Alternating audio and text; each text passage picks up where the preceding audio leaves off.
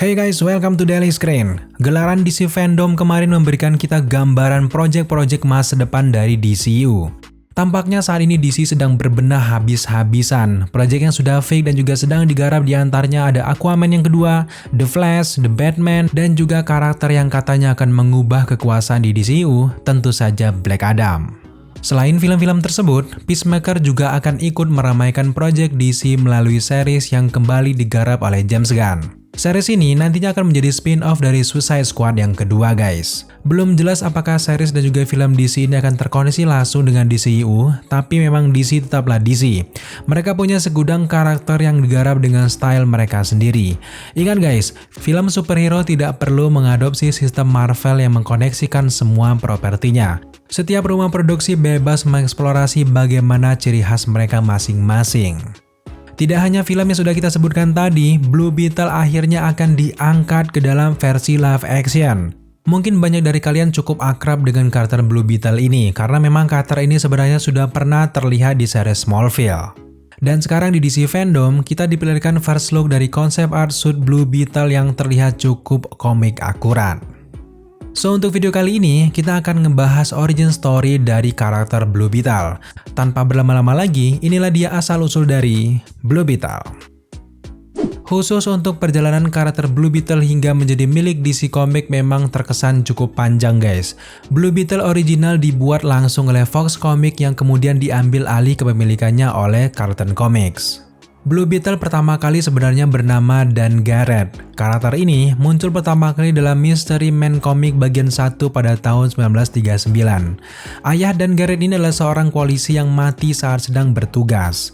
Akibat peristiwa yang mengenaskan itu, akhirnya memotivasi seorang Garrett untuk meneruskan profesi ayahnya. Saat menjadi seorang polisi, Dan Garrett ini mendapatkan kekuatan superhuman dari sebuah vitamin khusus bernama 2X. Nah, vitamin ini dibuat oleh seorang ilmuwan bernama Dr. Franz. Seorang Dan Garrett ini kemudian menggunakan kekuatannya untuk meringkus banyak sekali penjahat di kotanya. Selain mendapatkan kekuatan dari vitamin tadi, ternyata dia juga membuat kostum anti peluru dan peralatan lainnya. Sebagai seorang polisi, Dan Garrett memiliki rekan kerja bernama Mike Mannigan. Nah, menariknya, rekannya ini justru tidak tahu kalau Dan Garrett sebenarnya adalah orang yang dibalik sosok Blue Beetle. Blue Beetle dari generasi pertama ini lebih dark dan juga brutal guys. Bahkan aksinya itu lebih brutal dari seorang Batman. Seorang Blue Beetle ini punya moto dirinya sendiri, tembak dulu baru bertanya. Setelah cukup lama Blue Beetle melalang buana dalam series komiknya, di era Silver Age, backstory dari seorang Dan Garrett justru didaur ulang. Di komik selanjutnya ia diceritakan sebagai seorang arkeolog. Pada prosesnya, seorang Dan Garrett mendapatkan kekuatannya dari artefak berbentuk kumbang yang bernama Scarab. Artefak ini tidak hanya memberikan kekuatan fisik yang luar biasa, tapi ia juga memiliki kemampuan terbang dan menembakkan petir. Blue Beetle dari generasi kedua yang dibuat oleh Carlton Comics yang kemudian diambil alih oleh DC. Kita semua tahu, ada banyak sekali karakter dari Carlton Comics yang akhirnya hijrah ke DC. Di antaranya tentu saja adalah Peacemaker dan juga Blue Beetle ini guys. Di dalam versi yang sudah diambil alih oleh DC Comics, seorang Ted Kord lah yang menjadi penerus dari Dan Garrett. Ted Kord ini merupakan pemuda yang cerdas dengan IQ 192. Di dunia pendidikannya, Ted Kord ini mampu mengambil 3 jurusan yang berbeda antara lain seperti fisika, sastra Inggris, dan juga matematika. Di dalam kehidupan sehari-harinya, ia juga membantu ayahnya di perusahaan bernama Koch Omniversal.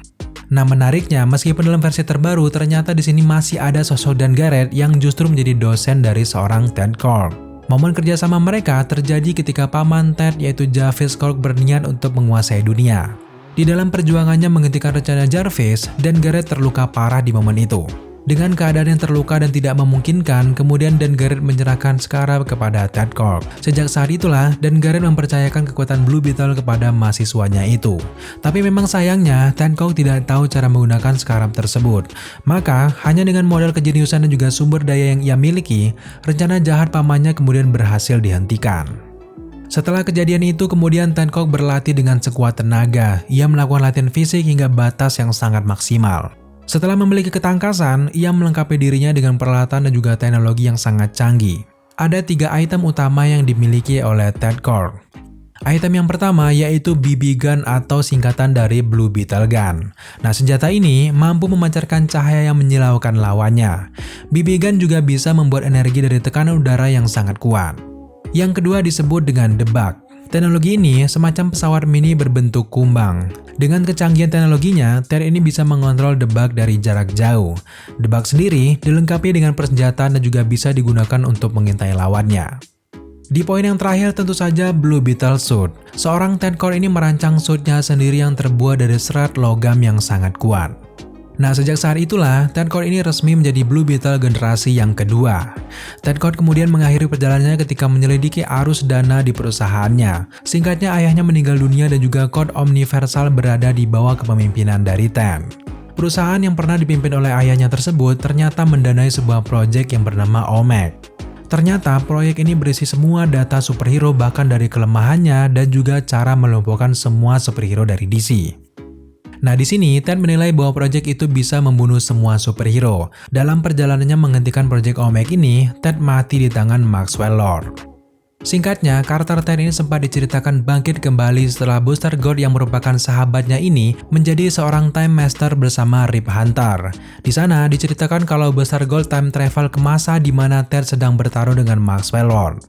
Di momen itu, Booster Gold menyelamatkan TED dan akhirnya terhindar dari kematiannya. Namun memang tindakan dari Booster Gold ini ternyata berbuah petaka. Akibat perubahan tersebut, timeline menjadi rusak parah dan di masa depan, Project OMEG berhasil dilaksanakan sehingga banyak superhero yang gugur.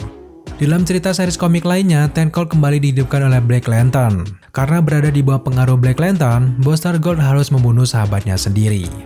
Setelah TED Core ini meninggal, generasi Blue Beetle ternyata masih berlanjut. Kali ini, DC punya Blue Beetle versi original mereka melalui karakter bernama Jamie Reyes. Nah, karakter inilah yang nantinya akan diangkat ke dalam versi live action dari DCU. Jamie Reyes adalah Blue Beetle generasi ketiga. Versi ini jauh berbeda dari versi sebelumnya, guys.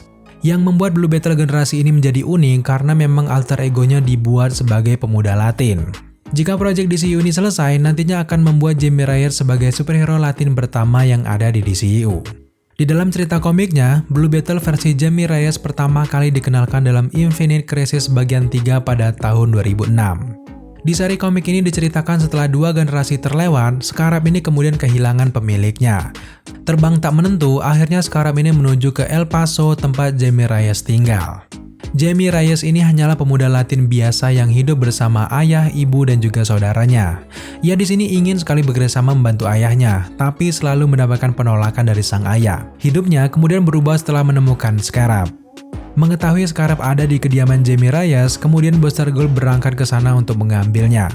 Tapi, Scarab ini justru sudah menyatu dengan tubuh Reyes melalui tulang punggungnya. Karena hal inilah yang membuat seorang Jamie Reyes menjadi Blue Beetle yang paling berbeda daripada generasi sebelumnya. Dan Garrett mendapatkan superpower dari Scarab. Ted Core justru menggunakan kejeniusan dan juga teknologinya. Nah, untuk karakter Jamie Reyes memang mendapatkan kekuatan dari sumber yang sama dengan Dan Garrett. Tapi yang membuatnya berbeda tentu saja karena Scarab ini terikat langsung dengan dirinya dan memberikan suit Blue Beetle yang terlihat lebih elegan. Singkat cerita, Jamie Reyes pun melanjutkan perjuangan Ted Core sebagai Blue Beetle. Ia kemudian menjalin kerjasama dengan sahabat Ted, tentu saja Booster Gold. Seorang Jamie Reyes akhirnya direkrut dan juga bergabung dengan tim Young Justice. Sejauh ini sudah dikonfirmasi kalau Solo Mareduena akan memerankan Blue Beetle di versi live action-nya nanti. Sejauh ini belum ada informasi mengenai potensi cerita yang akan diadaptasi nantinya. Namun kalau kita melihat dari pemilihan cast-nya, maka bisa dipastikan kalau Blue Beetle versi DCU ini nantinya akan mengangkat kisah dari seorang Jamie Reyes. Terlepas dari semua itu, semoga saja visual dan juga ceritanya nanti lebih menjanjikan dan juga ditangani dengan orang yang tepat. Oke guys, sejauh ini hanya itulah singkat cerita dari origin story dari seorang Blue Beetle. Tentu kita sangat penasaran dan juga antusias menantikan project dari Blue Beetle ini ke depannya. Terima kasih kalian sudah menyaksikan video ini sampai selesai. Jika kalian suka dengan konten seperti ini, jangan lupa dukung kita dengan cara subscribe, like, komen, dan share. Serta jangan lupa juga untuk nyalakan notifikasi agar kalian mengetahui apabila kita mengupload video setiap harinya.